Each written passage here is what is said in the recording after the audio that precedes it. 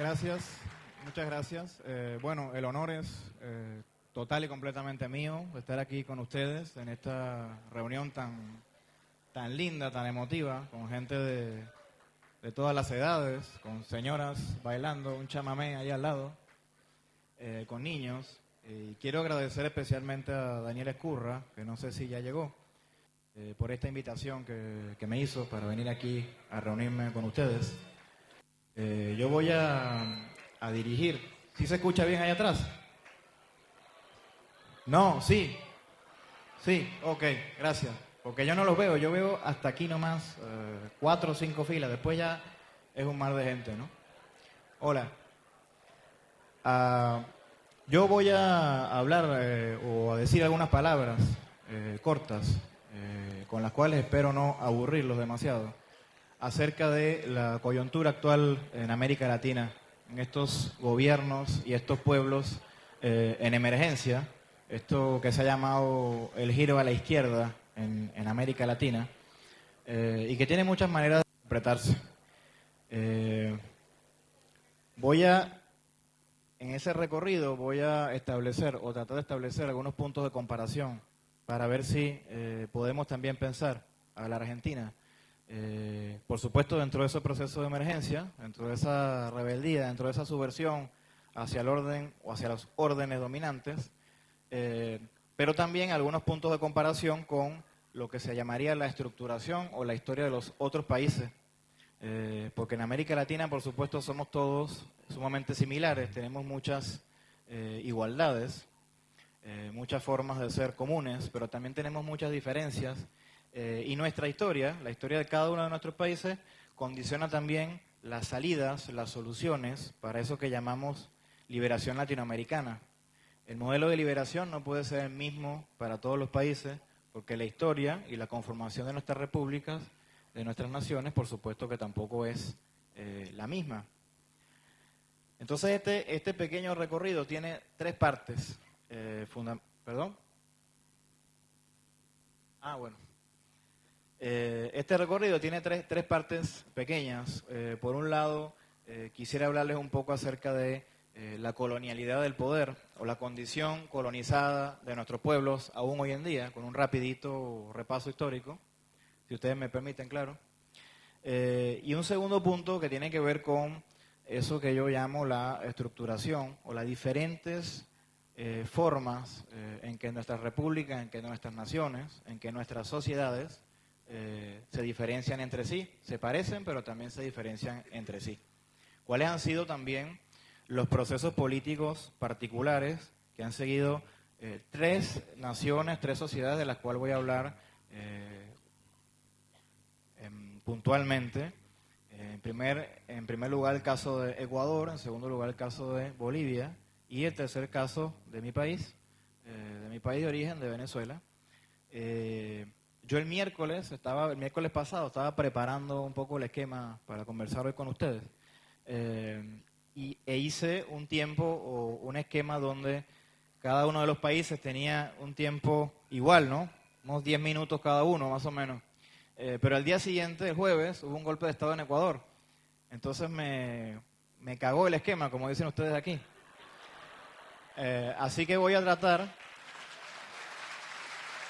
Gracias, muchas gracias. Voy a tratar de tomarme un poquito más de tiempo para hablar del caso ecuatoriano, un país que yo quiero mucho, que conozco bien. Y voy a reducir el tiempo inevitablemente de Bolivia y de Venezuela porque no quiero aburrirlos y porque me han dado también un tiempo limitado y necesario para esto. He traído algunas imágenes también muy pequeñas, muy someras para ejemplificar algunas cuestiones también, que mis amigos y compañeros de la mesa técnica van a pasar por esa pantalla. Creo que atrás también la pueden ver, o la van a poder ver. Fíjense ustedes,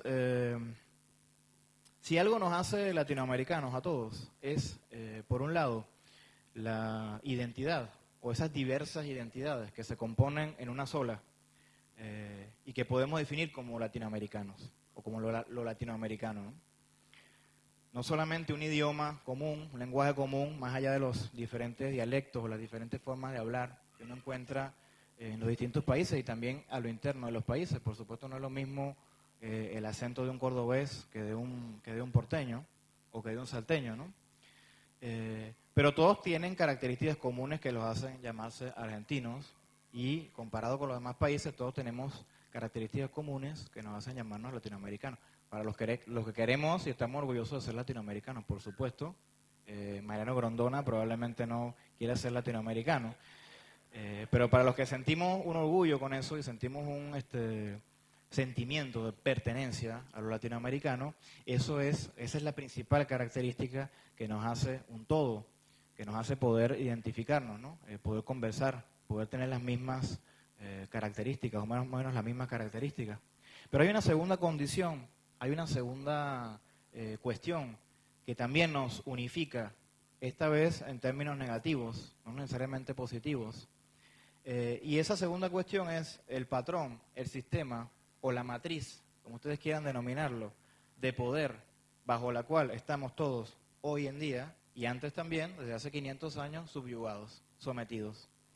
Todos estamos bajo un sistema de dominación social muy particular que combina muchos otros sistemas de dominación de manera de controlar nuestra conducta, nuestro pensamiento. Y ese sistema de dominación general, esa matriz de poder general, también nos hace ser latinoamericanos, nos hace representar un espacio particular del planeta que está dominado por corporaciones transnacionales, por élites criollas, por gobiernos de primer mundo, entre comillas. Nosotros somos supuestamente un tercer mundo, etcétera. Nos unifica en una característica común que es la dominación. Este patrón, esta matriz de poder se forma hace ya mucho tiempo, en el siglo XV al XVI, finales del XV, principios del XVI, con lo que conocemos todos como conquista de América, ¿no? Obviamente no descubrimiento, porque ya otras poblaciones habían descubierto estas tierras, sino más bien conquista. Ese eje, esa matriz de poder se basa principalmente en dos cosas, o tiene dos características principales. Por un lado, el control del trabajo de las poblaciones que están, de los latinoamericanos en este caso, que es de lo que estoy hablando, de las poblaciones que están sometidas bajo ese patrón. O sea, la apropiación por parte de privados de nuestro trabajo, sea manual e intelectual, es la primera y principal característica de este patrón de poder, de este sistema de dominación. A eso lo hemos llamado, o lo llamamos comúnmente como capitalismo. Capitalismo es una forma de ganar dinero a expensas de los demás. Todos participamos de una u otra forma, o todos estamos sometidos de una u otra forma bajo el manto de lo que llamamos capitalismo, ¿no? Que se forma precisamente con la conquista de América y con la globalización, ¿no? Con la idea de un planeta que es conocido en su totalidad, y esto tiene una fecha particular que es, como les acabo de decir, finales del siglo XV, principios del siglo XVI. Pero hay una segunda característica de este sistema de dominación, que ya no se basa en el control del trabajo, sino que se basa en el control de la subjetividad o de nuestra cultura, de nuestras decisiones, de nuestra forma de sentir, de nuestra forma de ser, de nuestra vida cotidiana, que nos hace actuar de maneras particulares, de maneras muy particulares, que forma ideas mentales coloniales en nuestra cabeza y que nos hace entonces comportarnos, tener conductas bastante particulares, ¿no? Por ende, la cuestión de la dominación no es solamente una expropiación del trabajo de los demás, no solamente que nosotros podamos ser, por ejemplo, empleados de privados, que esos privados se apropien de nuestro trabajo y ganen dinero con ello, sino que también nuestro pensamiento está lleno de lo que ese genial filósofo argentino, Arturo Jauretche, llamó las sonceras. O sea, formas, dispositivos para ocultar nuestra realidad y verlas con anteojos ajenos, verlas, por ejemplo, con los anteojos del eurocentrismo, ¿no? Fíjense ustedes cómo es tan fuerte la dominación cultural, subjetiva, que nuestro modo de vida está dominado, como he dicho, no solamente por el trabajo, sino por nuestra forma de ser, por nuestro modo de vivir. En casi todos los países, acabo de ver un celular por ahí, se me acaba de ocurrir este ejemplo, en casi todos los países de América Latina, exceptuando Argentina y Uruguay, los celulares son regalados. Ustedes van a la tienda, se emocionaron, ¿no?, con que son regalados. Ustedes van, vi caras así sonrientes. Ustedes van a una tienda de celulares, cualquier compañía de celular, y se lo regalan.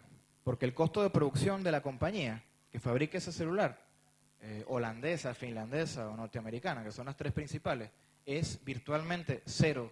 O sea, les cuesta cero pesos, $0, €0 producir el celular, con la capacidad de producción y de dinero que tienen, además con los cada vez más pequeños que son, y que ahora cada vez más caros también en los países en que se venden. Ustedes me preguntarán, por supuesto, entonces, ¿cómo ganan dinero estos tipos si regalan los celulares? Bueno, ganan ese dinero a través de nuestro modo de vida. ¿Por qué? Porque nos cobran el servicio, carísimo además, ¿no? Nos cobran una cantidad de dinero en servicio absolutamente disparatada y sobrecargada de precio.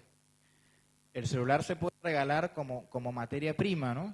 Como cosa, como fabricación y manufactura, pero no ganan dinero por ese regalo, por supuesto, sino ganan dinero por el consumo que ejercemos de ese producto. O sea, por nuestro modo de vida, de comunicarnos, de hablar por celular, de mandarnos mensajitos, ¿no? Sobre todo mi generación, la joven, yo me considero en esa franja, sobre todo los jóvenes, ¿no? Que uno ve en Buenos Aires en el subte con el tiquitiqui ese, con el aparatico en la mano, piqui todo el día con el metro, ¿no? En el subte o en el colectivo, o en las clases. Yo soy docente universitario y a veces también están ahí en la clase con el celular. Esa forma de ser, esa forma de vivir, la manera de comunicarnos entre nosotros, le hace ganar dinero al capitalismo. Fíjense ustedes que nosotros decidiéramos un día, por ejemplo, no usar celular. Yo no tengo celular, por ejemplo. Ahora Rosana me regaña cada vez porque yo no tengo celular, pero sigo resistiéndome a eso. Supónganse ustedes que todos mañana decidimos no hablar más por celular, no utilizar más ese medio de comunicación, porque les aviso que el mundo estaba circulando bastante bien antes de los celulares, ¿no? No es que es una cosa de la cual no podemos vivir. Nos facilita la vida, pero sería posible la existencia humana sin el celular. Entonces las compañías dejarían de ganar dinero.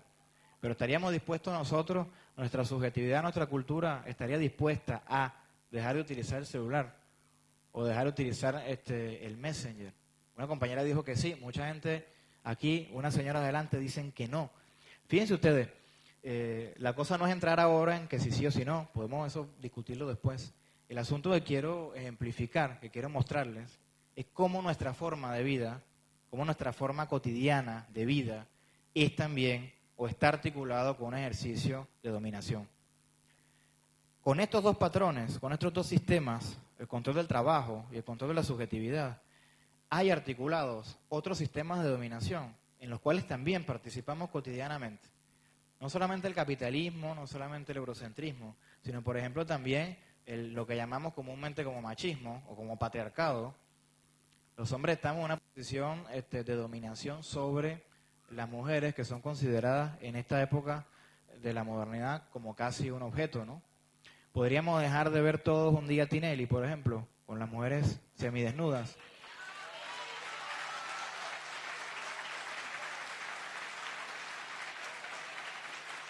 Sería un gran logro, ¿no? Sería un gran logro. Yo estoy seguro que varios de mis congéneros, que varios de los caballeros que están aquí, aunque sea unos 5 minutos, una vez a la semana, ponen a ver cómo salió vestida tal o cual mujer que salía semidesnuda. Bueno, vestida es un decir, ¿no?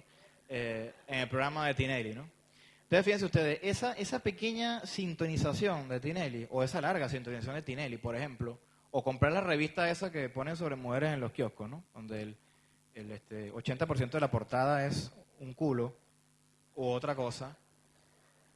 O comprar ese tipo de revistas, ¿no? O pasar y quedarse viendo, es una forma también con la cual estamos participando en un sistema de dominación subjetivo, del cual participamos todos, ¿no? No me entiendan mal y piensen que yo estoy ahora regañándolos porque alguna vez vieron una de esas revistas o alguna vez prendieron Tinelli, para nada.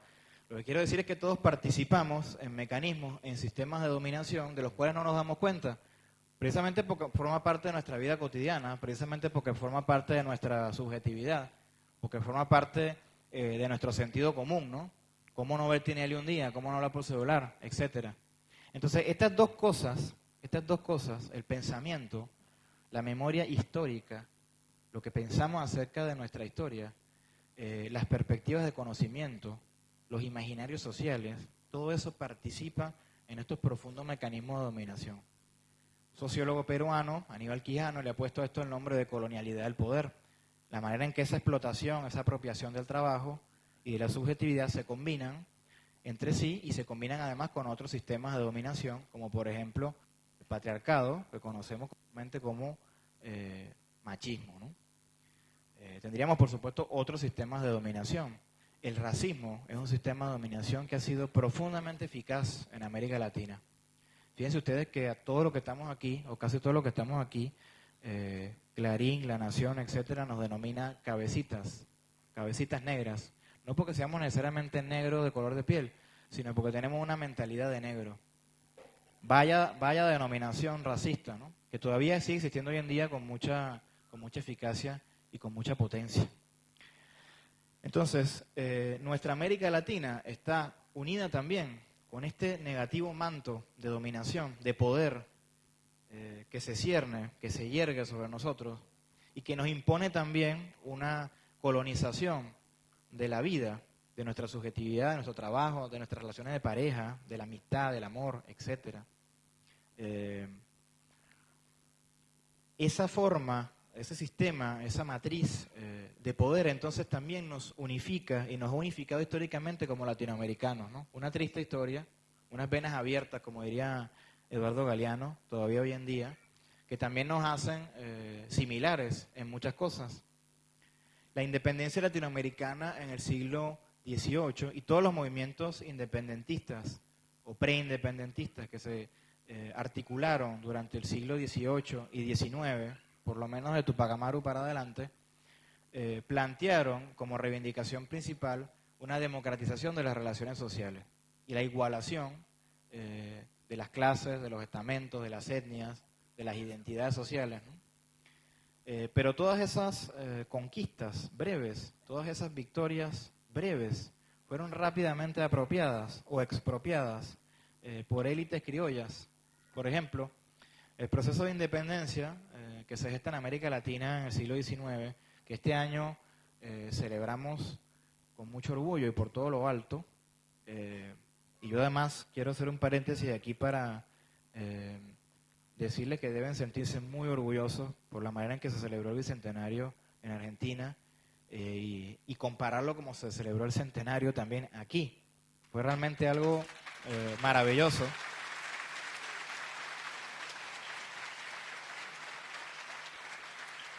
Fue realmente una experiencia maravillosa, ¿no?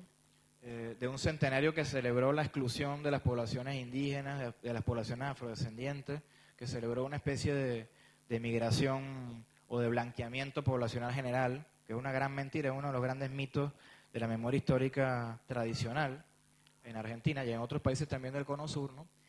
A una celebración del Bicentenario que celebró la diversidad, ¿no? Que celebró las diferentes comunidades y sociedades que viven y que han configurado también la Argentina. Fue algo realmente extraordinario y creo que no se vio en ningún otro país con esa intensidad.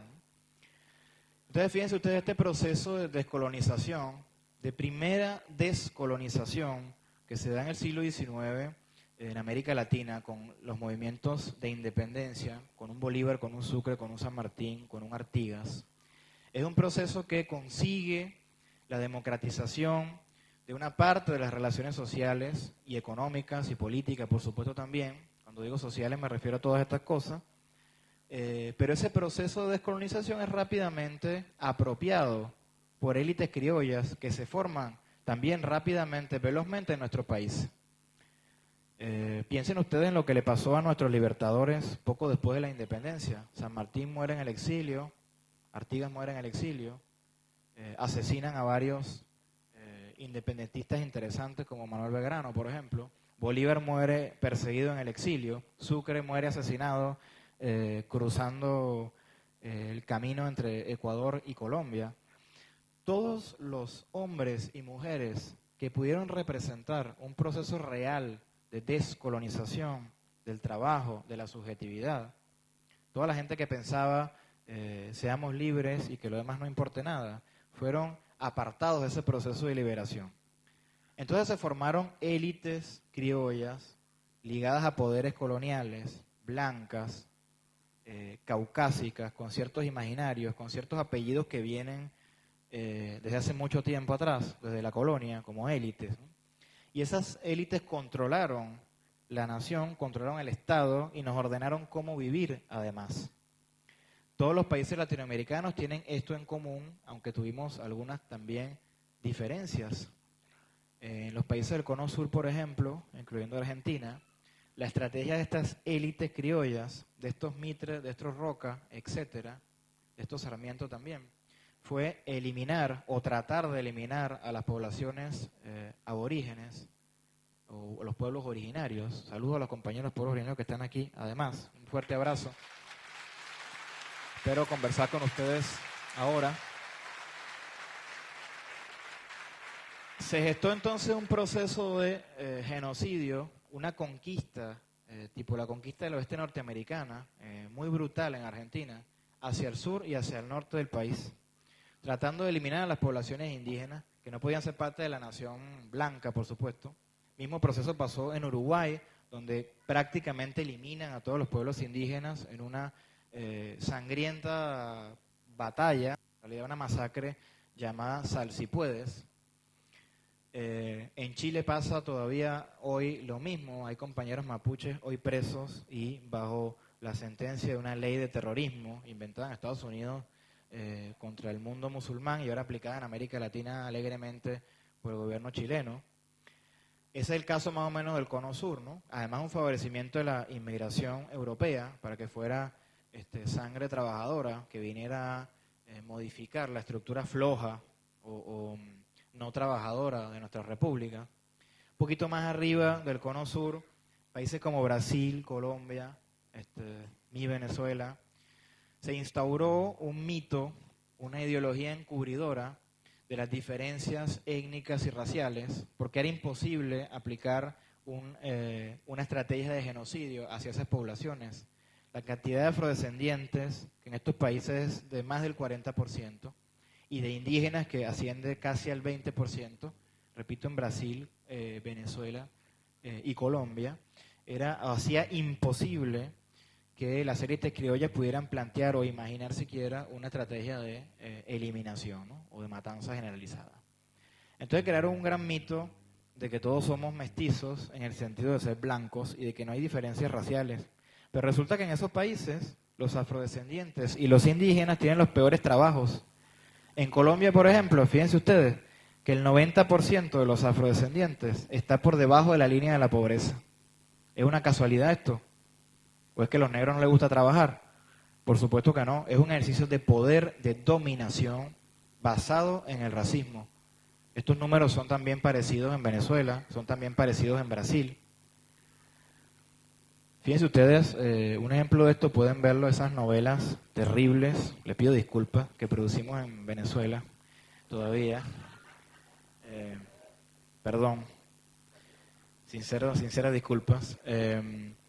Ustedes si se ponen a ver, no lo hagan, ¿no? Pero bueno, si tienen si son valientes, si se ponen a ver una novela de esas, van a ver que los afrodescendientes o la gente más mestiza, de color de piel más oscura, representa papeles en esas novelas subalternizados.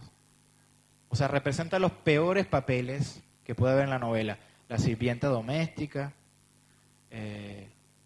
bueno, Isaura es una de esas cosas horribles que hemos hecho en Venezuela. Perdón, te hicimos ver Isaura, discúlpame. Bueno, tú también la viste porque tú querías verla, ¿no? Hay un poco ahí de tu subjetividad, participó en eso. Podías cambiar el canal.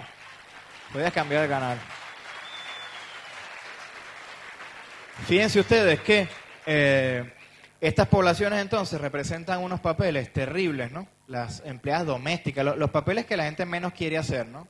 Y, por supuesto, el protagonista son así blancos, rubiecitos, ¿no? Se llama el licenciado no sé qué, el arquitecto no sé qué. ¿Cómo? Dueños de campo, por ejemplo, claro, en los países donde se ha instalado ese sistema también, por supuesto, ¿no? Tienen esos mejores empleos, ¿no?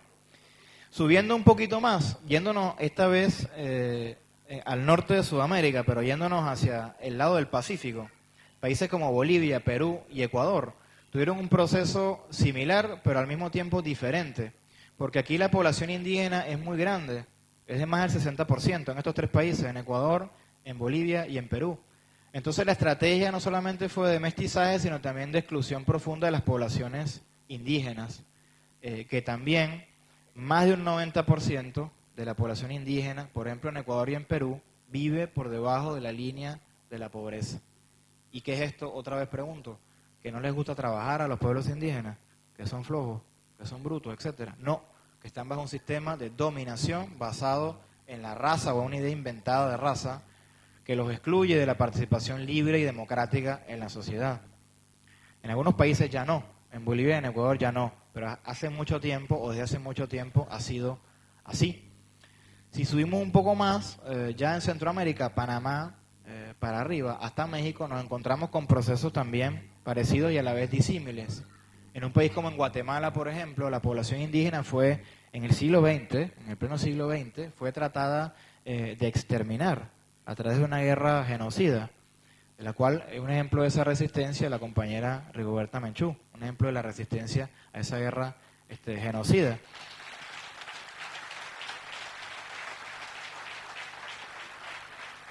Dos ejemplos a destacar de este repaso breve y general, y para pasar al otro punto, son México y Cuba. Estos dos países tuvieron revoluciones radicales en el siglo XX. México 1920, un poquito más atrás, con gente como Zapata, Obregón, Pancho Villa, etcétera, que lograron democratizar parte de las relaciones sociales que se vivían en el país, pero que fueron apropiadas también posteriormente por la élite. Fíjense ustedes que la Revolución Mexicana se supone que todavía existe hoy, o que dura 80 años, pero ni los pueblos indígenas, ni los pobres, ni las poblaciones subalternizadas están realmente participando de una economía o de una política que sea democrática, mucho menos ahora en México cuando se están los carteles de la droga matando entre sí. En Cuba el proceso es similar y a la vez distinto. Fíjense ustedes cómo se van estructurando estas similitudes y estas diferencias.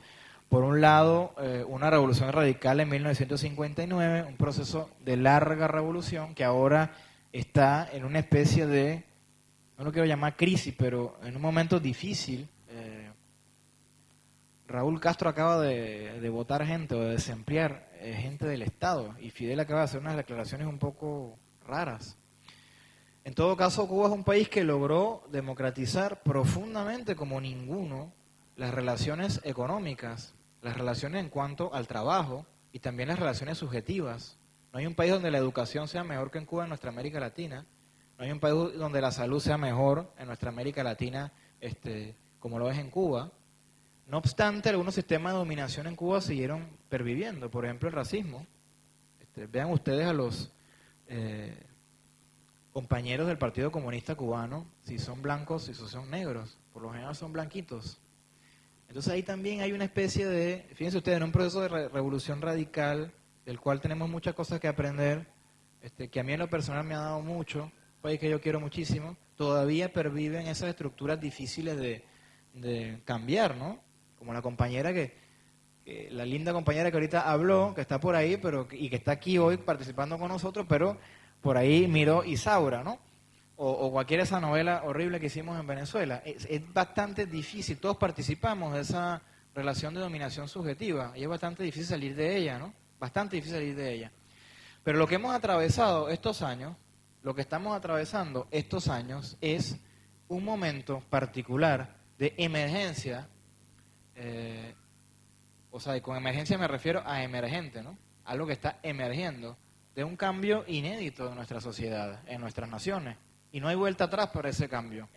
Y ese cambio implica particularmente la democratización de esas relaciones sociales y una segunda descolonización que le arrebate, esta vez fíjense ustedes, no a los imperios europeos, sino al imperialismo norteamericano de una parte, pero también a nuestras élites criollas que nos dominan fuertemente, el control del Estado, el control de la sociedad, el control de la economía.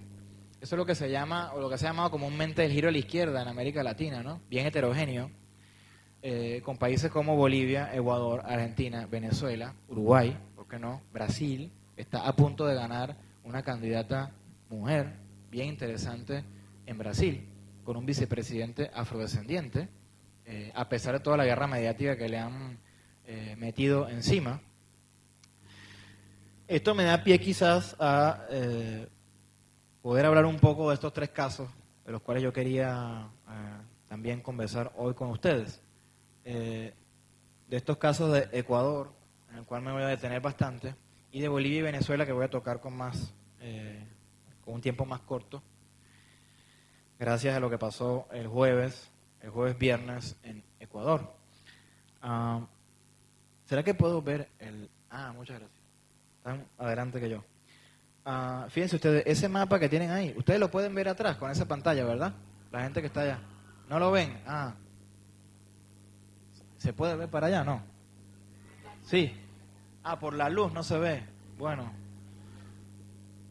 ¿Cómo hacemos? Bueno,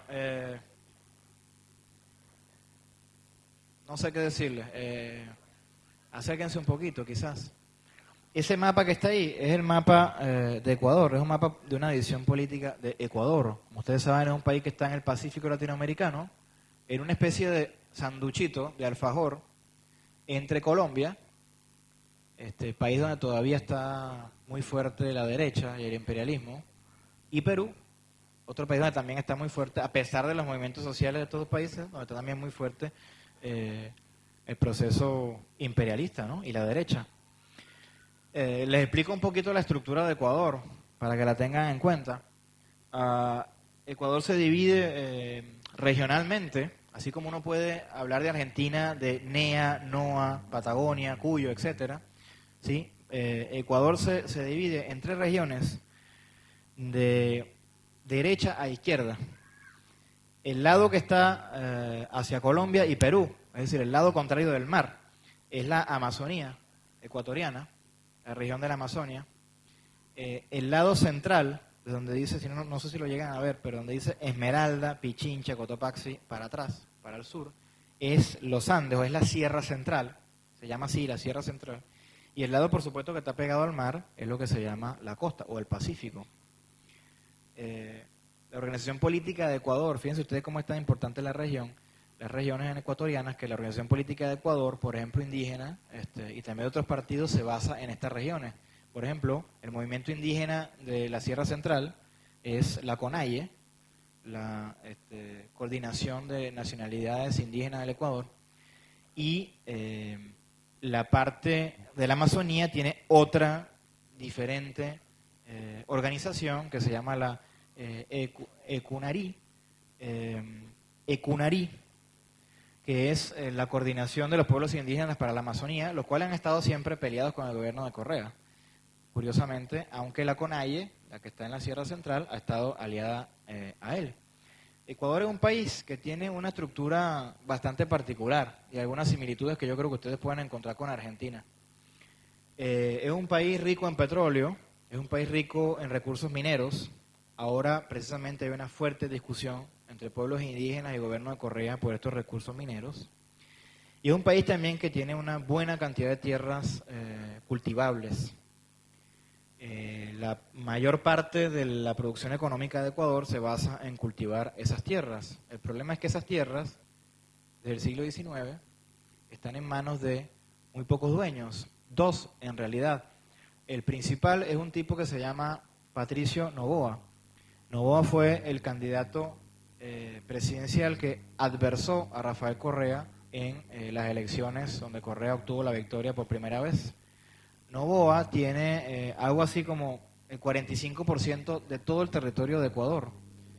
El 45%, sí, escucharon bien, el 45% en diferentes cultivos. ¿Qué cultiva de manera privada Noboa en Ecuador? Bananas y rosas. Bananas y rosas. La banana es una cosa muy sabrosa y las rosas son muy lindas para regalárselas a la novia, pero ninguno de estos dos productos puede alimentar a la población.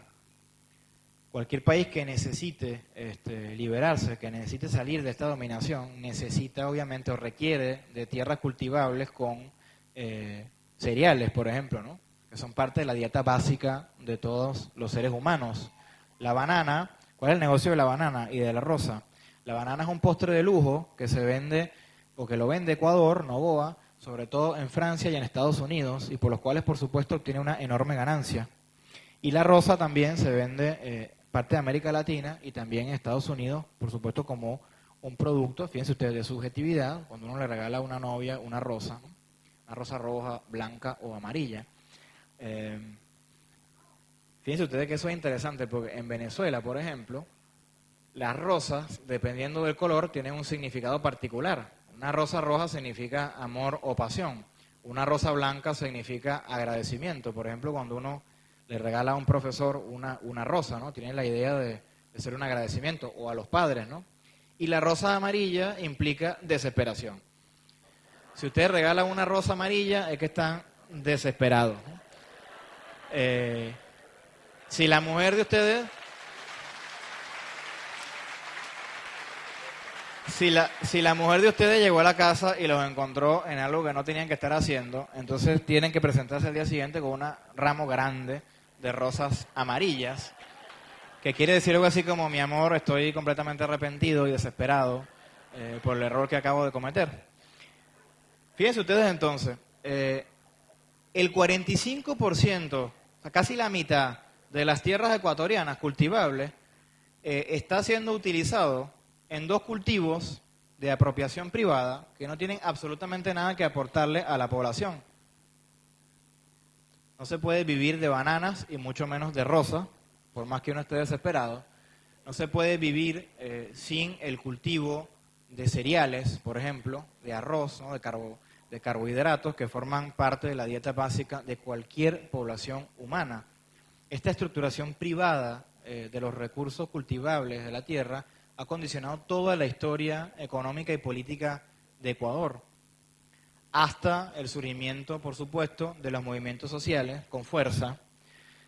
Siempre hubo, y quiero ser bastante preciso en esto, siempre los movimientos sociales hemos existido. No es que ahora existen y nunca existieron, por supuesto que sí. Ahora lo que tiene es una fuerte emergencia, una fuerte presencia política, y eso es lo inédito en América Latina. En Ecuador, por supuesto, siempre existieron, sobre todo movimientos indígenas de muchísima fuerza, de muchísima potencia, sumamente interesantes, en el área de la sierra, sobre todo, del centro de Ecuador. Pero en los años 80 y 90, y Ecuador es un país muy importante por esto, se da un resurgimiento muy importante de los movimientos sociales étnicos en Ecuador. Es una explosión que comienza en Ecuador en el año 88, 89 y que eclosiona, tiene un fuerte impacto en el año 90, cuando los pueblos indígenas y parte también del movimiento afrodescendiente ponen en jaque al gobierno de ese momento. Y esa emergencia que se da en Ecuador en los años 88, 89, 90, luego se va a expandir, a difuminar por América Latina con muchísima fuerza. Y los pueblos indígenas van a comenzar a hacer voces muy importantes en toda América Latina. Fíjense ustedes que 4 años después, el mismo día que se firmaba el Tratado de Libre Comercio entre México, Estados Unidos y Canadá, lo que se conoce como el TLCAN, el Tratado de Libre Comercio de América del Norte, en inglés NAFTA, ese mismo día el ejército zapatista en Chiapas toma el control de la región, 4 años después de la subversión en Ecuador. Un año después hay una eclosión muy importante en Perú. En Venezuela pasa también en el año 96, 97.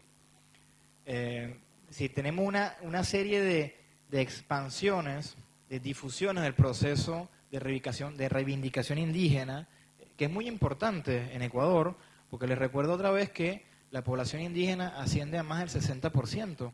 No es por supuesto en ninguna parte, los indígenas son cualquier actor, pero en Ecuador es el actor central, el excluido central, el pobre central, como diría Frantz Fanon, el condenado de la tierra más importante.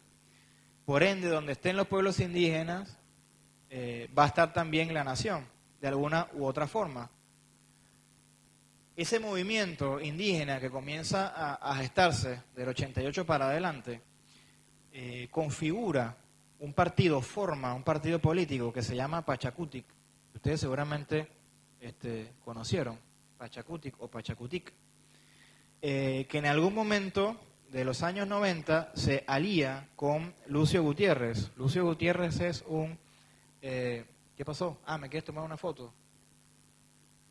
Si no salgo bien, después me hace Photoshop. ¿Está bien? Bueno, este... Perdón, ¿qué quieren que repita?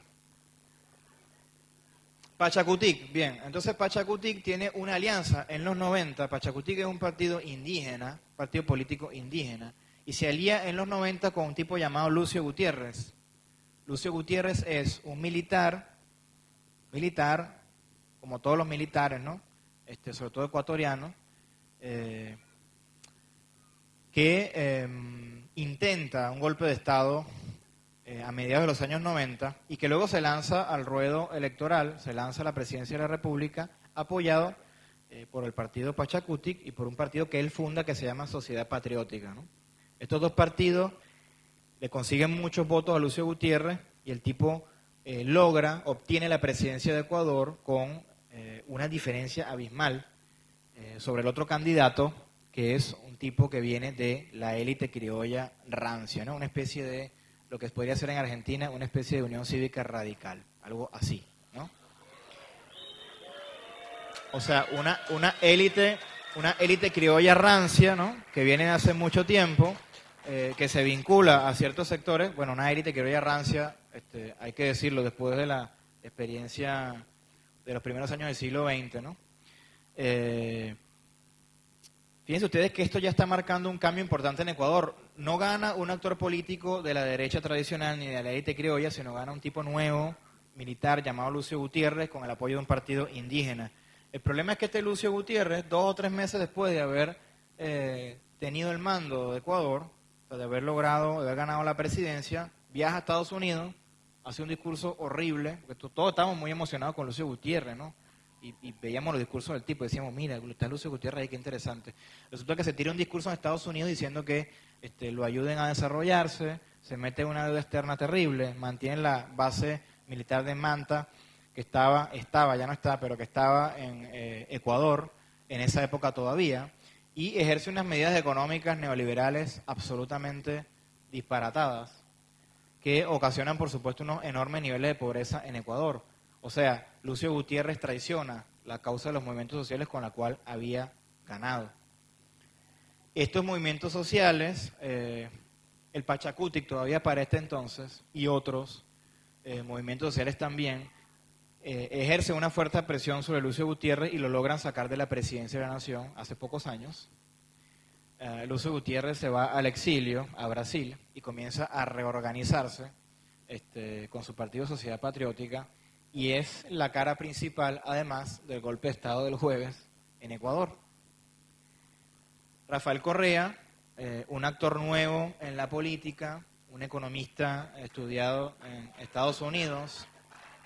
Bueno, un cariño para Correa desde aquí.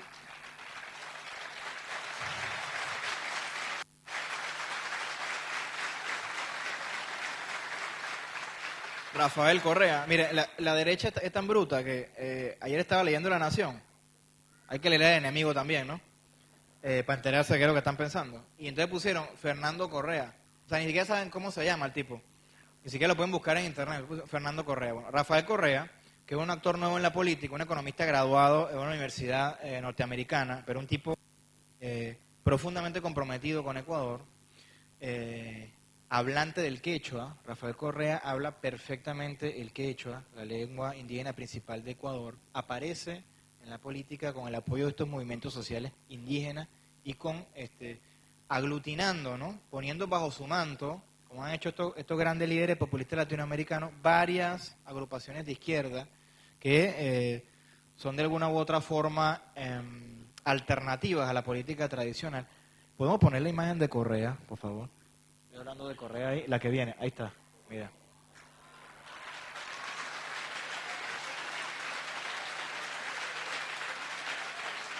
Está bonita esa foto, ¿no?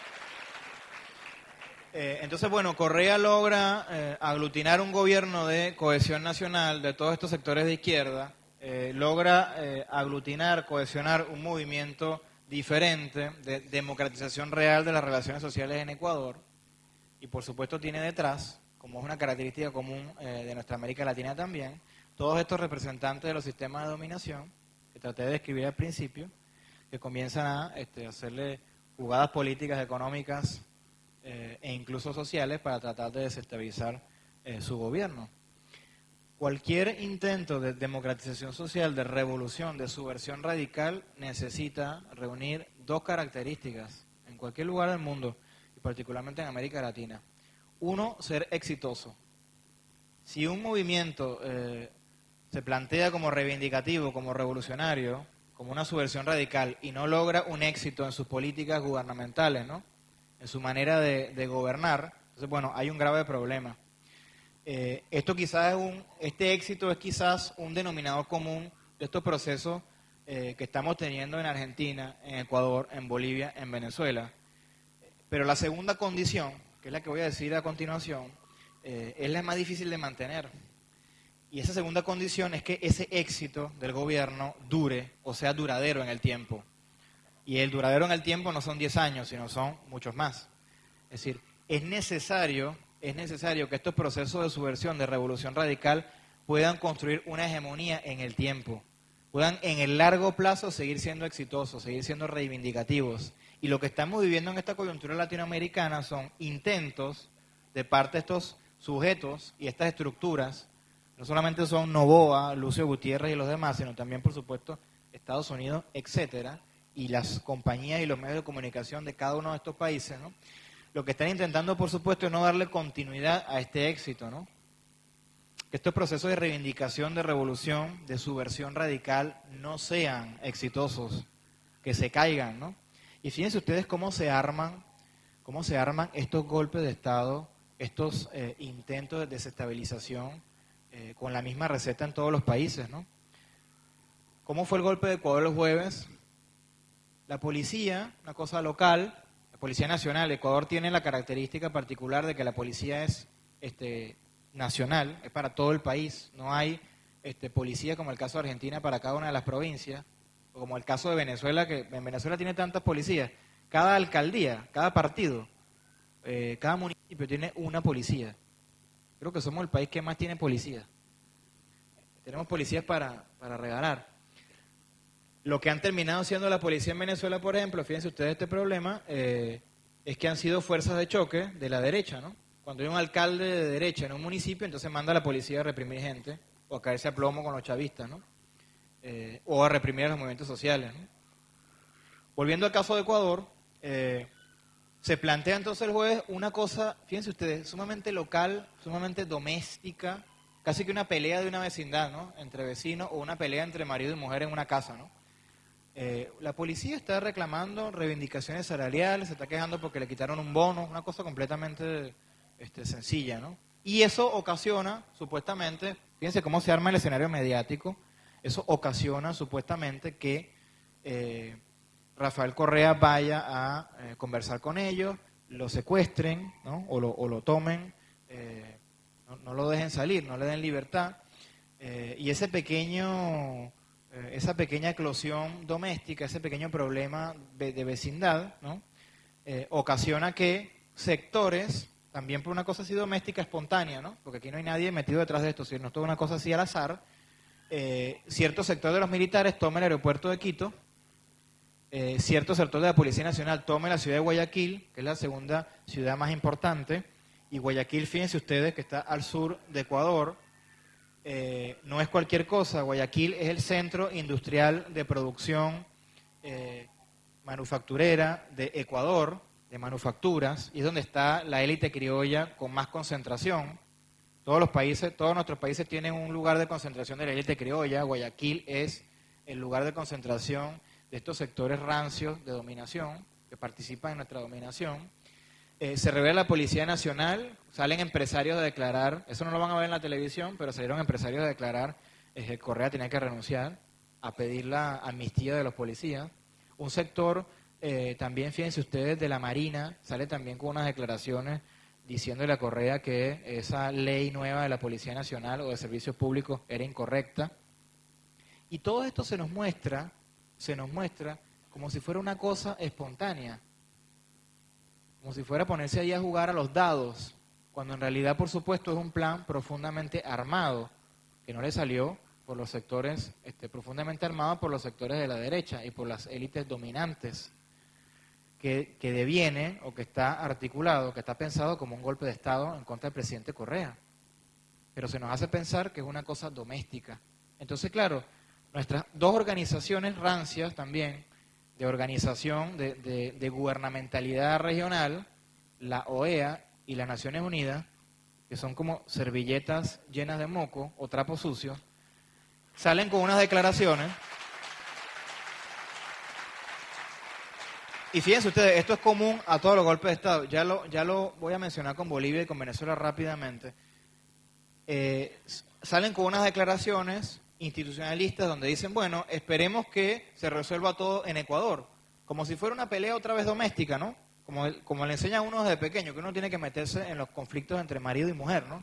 No te metas con eso, porque eso es correr con la policía, es un problema de ellos. Y entonces, claro, salen estos saludos a la bandera, estas declaraciones abstractas y ridículas, como esperemos que se mantenga la democracia, por supuesto muy preocupado, con ceño fruncido y cara de preocupación. Por supuesto también en Estados Unidos la gente del Departamento de Estado declarando lo mismo, ¿no? Esperemos que se resuelva ese problema interno, cuando en realidad es una cosa donde está metida no solamente la dominación de las élites criollas nacionales, sino también el imperialismo norteamericano e intereses también transnacionales de compañías metidos en todos estos procesos. Ahora, ¿qué le salió mal?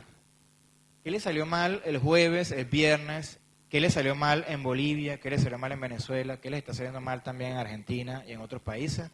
¿Podemos poner otra imagen, por favor? La gente, los movimientos sociales, ustedes, amigos míos, amigas mías.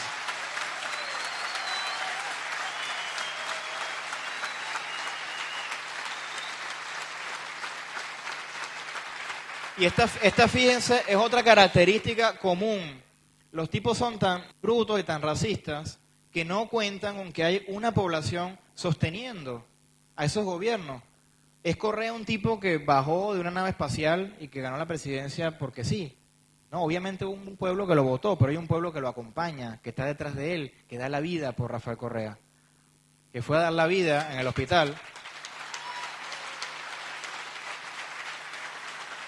Hay un agente, por ejemplo, un agente especial del grupo GOE, que es la organización, el organismo especial de la policía, que falleció defendiendo, poniéndole el pecho al presidente Correa, dejó un niño de 9 meses. Correa dijo unas palabras muy emotivas en el Palacio de Gobierno, frente a la Plaza de Independencia, un derramamiento de sangre innecesaria de Ecuador. Ahora, esta característica común la tienen todas estas derechas, estos sectores recalcitrantes de nuestros países. Nunca cuentan con que nosotros existimos, nunca cuentan con que hay un pueblo detrás de ellos, detrás de estos presidentes, ¿no? Fíjense ustedes, por ejemplo, que en Venezuela, cada vez que gana Chávez las elecciones, de manera aplastante, la oposición dice que es fraude. Pero fíjense ustedes, ¿por qué dice que es fraude? Porque los tipos no tienen otra que decir que es fraude. No, porque piensan que no existimos, que los chavistas no existimos, que la población excluida, subalternizada, que la gente de izquierda no existimos, que los movimientos sociales no existimos, que el país es y siempre ha sido de ellos. Entonces, por supuesto, como hay una gente que no existe, que no puede ir a las urnas a votar por Chávez, o a las maquinitas que tenemos en Venezuela para votar por Chávez, entonces tiene que ser fraude. No hay otra opción. Si esa gente no existe, ¿cómo es posible que este tipo, este mono, como dice la oposición, que le dice así a Chávez, ¿no? Este mono gane? Tiene que ser fraude, porque no hay, esa gente no existe. En Ecuador el jueves y viernes han armado un golpe de Estado pensando que no había gente que iba a apoyar a Rafael Correa cuando acaba de ganar unas elecciones de manera aplastante. Siempre los movimientos sociales están articulados, salen en defensa de estos gobiernos. Y yo quiero ser muy claro.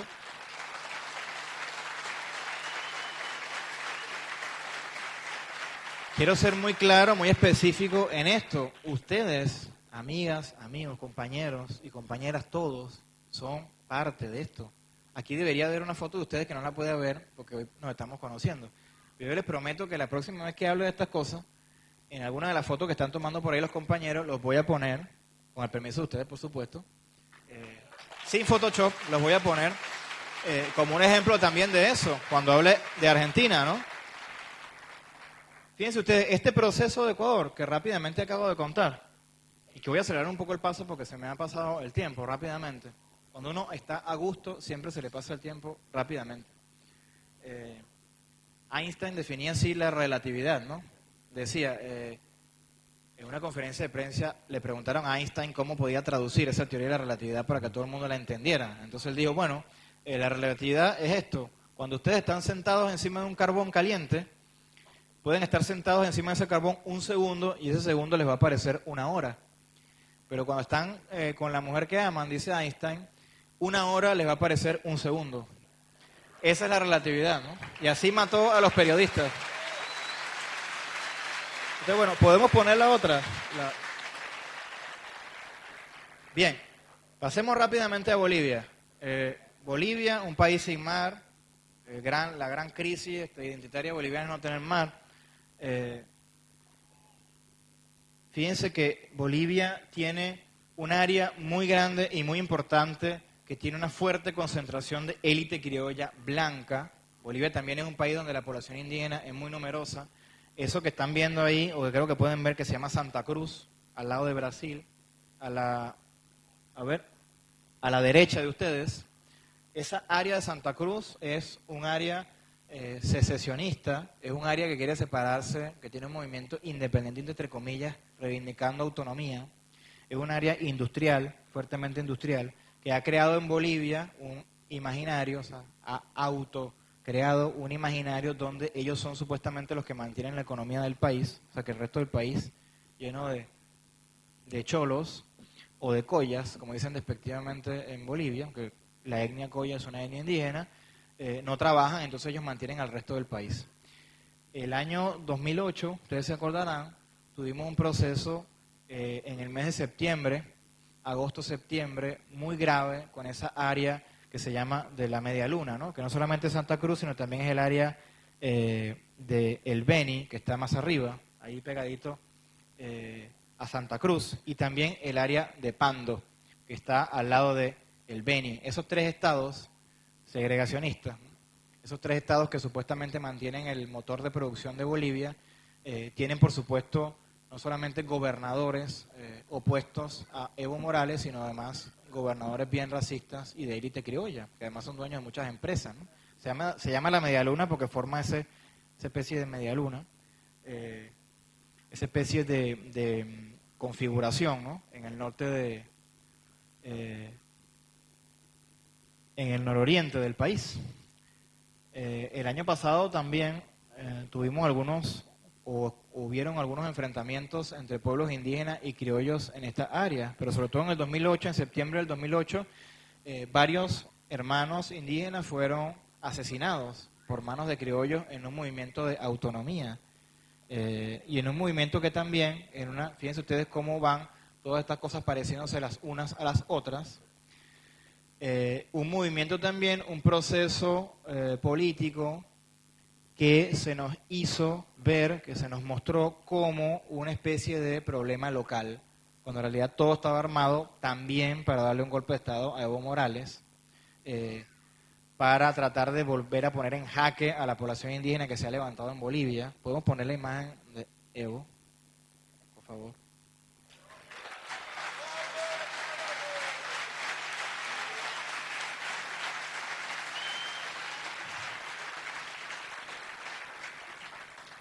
También un movimiento que se nos hizo parecer como azaroso, como espontáneo, que estaba completamente orquestado.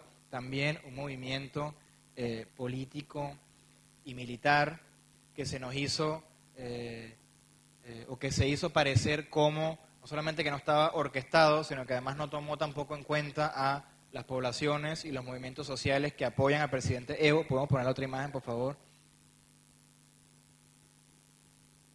Ahí están, parte de ellos. Esa es una marcha después de los sucesos de septiembre por reclamo de justicia, por los compañeros indígenas asesinados, ¿no?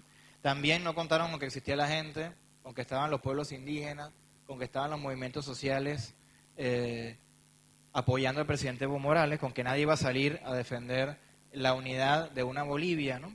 Fíjense ustedes que ese plan de secesión, de separar pedacitos de los países y crear pequeñas repúblicas es lo que hizo Estados Unidos con Yugoslavia en los Balcanes, ¿no? La balcanización de América Latina es un proyecto bastante antiguo. Lo que nosotros tuvimos con América Latina, compañeros y compañeras, queridos todos, fue un proceso de balcanización desde el siglo XIX. Nosotros que podíamos haber sido una América toda, o grande, por ejemplo, Panamá, Colombia, Ecuador, parte de Bolivia y Venezuela eran un mismo país que se llamaba la Gran Colombia, hasta 1830 lo fueron. Lo que tuvimos fueron élites criollas en combinación con poderes imperiales que separaron los países. Y esas unidades territoriales, que son nuestros países y nuestras naciones hoy en día, los convido a que hagan la prueba con mapas de la colonia. Son exactamente, o casi exactamente, las mismas unidades territoriales que cuando éramos provincias de España. Venezuela es exactamente el mismo mapa. ¿Podemos poner la otra imagen, por favor? Es un mapa bastante así colorido de Venezuela. Venezuela es exactamente, o casi exactamente, tiene el mismo mapa que cuando era la provincia de Venezuela de España, después de haber separado la Gran Colombia. Y casi todos los países tienen también una configuración territorial que imita, colonialmente por supuesto, esta manera en que éramos provincias antes de España, todavía hoy en día, ¿no? Ya no más, pero todavía hoy en día. Venezuela también tiene esta similitud con Ecuador y con Bolivia. Ya no es Guayaquil, en el caso de Ecuador ya no es Pando, en el caso de Bolivia o Santa Cruz, sino es esa región que ustedes ven a su izquierda, que se llama Zulia, y es donde está la concentración mayor de petróleo. Zulia es un estado que siempre ha estado gobernado por la oposición. El chavismo nunca ha podido ganar, nunca hemos podido ganar la elección de un gobernador en Zulia. Y que además tiene ese imaginario de cómo ellos son los que tienen el petróleo en el subsuelo, la mayoría del petróleo venezolano en el subsuelo, ellos son los que alimentan al resto del país, que somos una manga de flojos, o algo así. En la región de Bolívar también, esa gran región en anaranjado que tienen ahí, está una gran concentración de recursos naturales que felizmente hemos recuperado el año pasado expropiándoselo a Techín.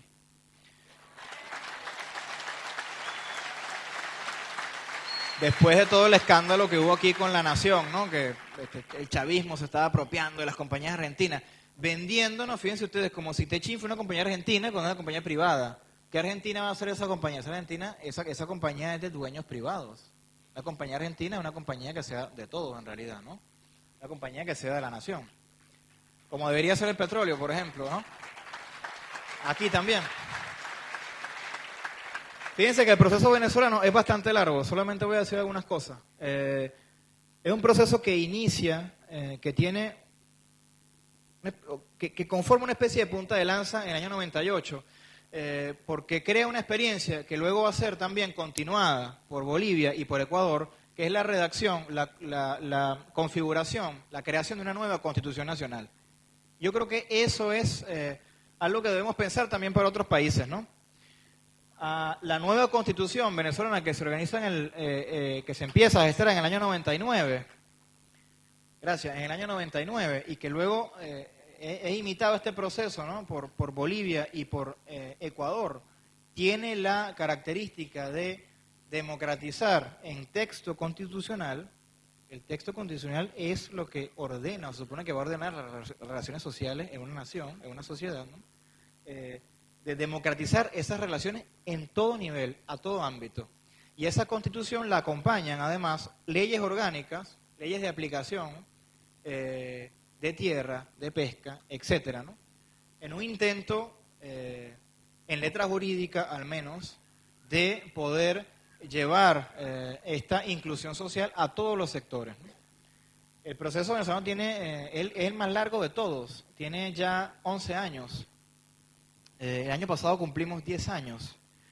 Nosotros hicimos, un colega historiador y yo, hicimos un libro que se llama 10 años de revolución en Venezuela. Se publicó aquí en Argentina, perdón, pero siempre es importante hacerse propaganda uno mismo. Hicimos un pequeño libro, una pequeña compilación, que recorre un poco el proceso histórico de estos 10 años de conflicto político, ¿no? De lucha, de reivindicación. Yo creo que después de estos 10 años podemos decir que la revolución ha tenido éxito, pero que todavía no se ha mantenido en el tiempo. Acabamos de salir triunfante en una elección a la Asamblea Nacional, a lo que sería el equivalente aquí al Congreso, pero la oposición ganó muchos puestos en el Congreso, en la Asamblea, que pensamos que no iba a ganar tanto, ¿no? También la oposición, también esa derecha recalcitrante, esos sectores criollos están, por supuesto, ahí constantemente tratando de que el proceso no tenga continuidad y que no pueda ser la revolución bolivariana, el socialismo del siglo XXI, que no pueda ser hegemónico. Hemos tenido un golpe de Estado en el año 2002 y hemos tenido un paro petrolero que intentó matarnos de hambre en el año 2002 y 2003. Y después diferentes intentonas, por ejemplo, de matar a Chávez 2 o 3 veces. ¿Podemos poner la foto de Chávez, por favor? Ajá.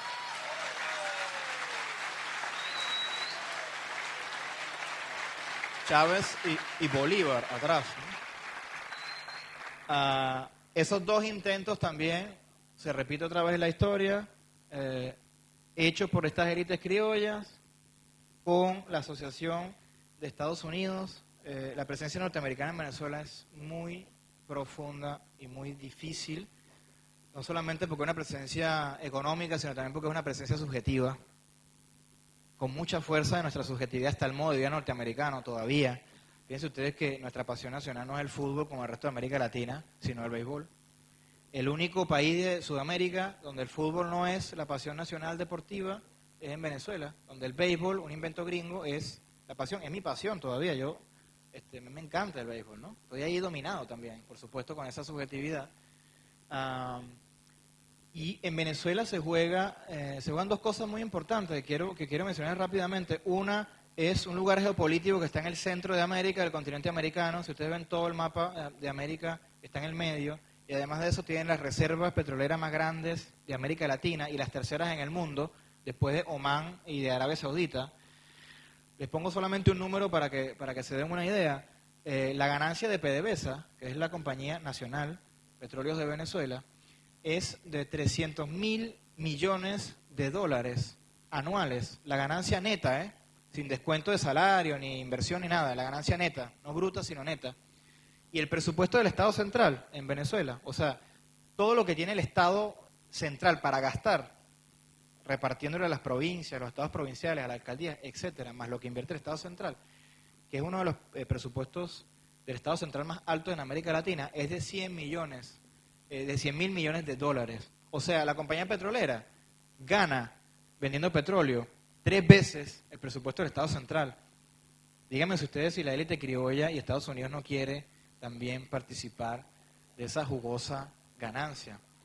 Obviamente sí. Además, el petróleo todavía sigue siendo la energía que mueve al mundo. Esos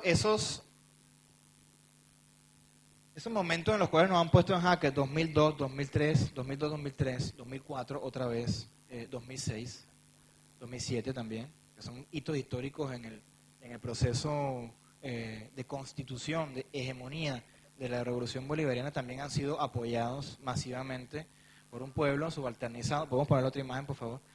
Esta sí es la última, les prometo. ¿No está? ¿La otra imagen no aparece? Ah, ahí está. Miren eso, ¿eh?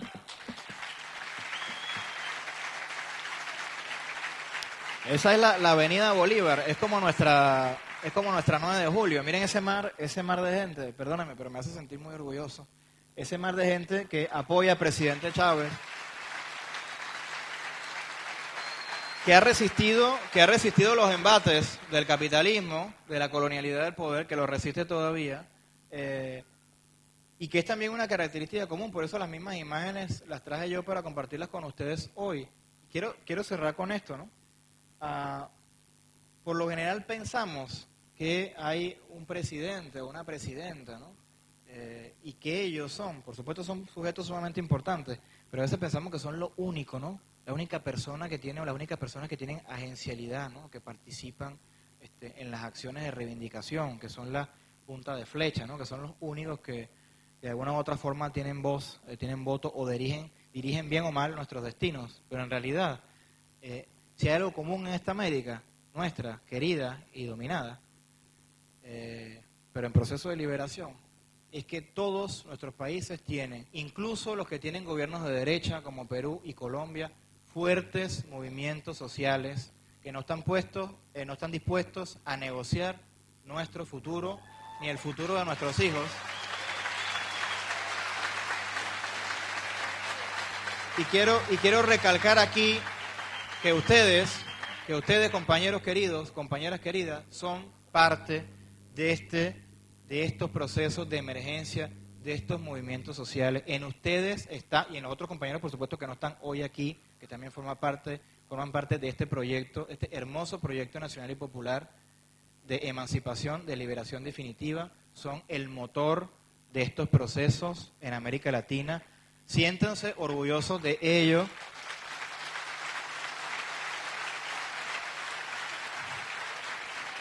Llénense el pecho, llénense el alma, hinquen así, saquen el pecho, porque ustedes son parte de esto. Sin ustedes no sería ninguna de estas cosas posible.